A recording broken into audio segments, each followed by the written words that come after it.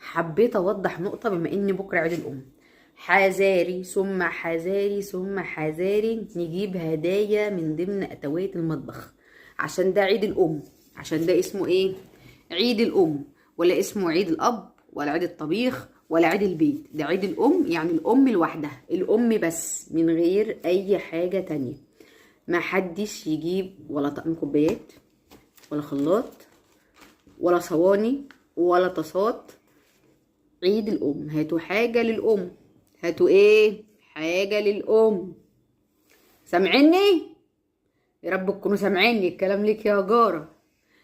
اي حد هيجيب حاجات تخص حد تاني، يعني الطاسة دي للبيت كله، الكوبايات دي انتوا اللي هتشربوا فيها، الام ما عندهاش وقت تشرب. ماشي ماشي، لازم نسمع. انا هجيب لك كوبايه لازم نسمع، هكسرها على دماغي.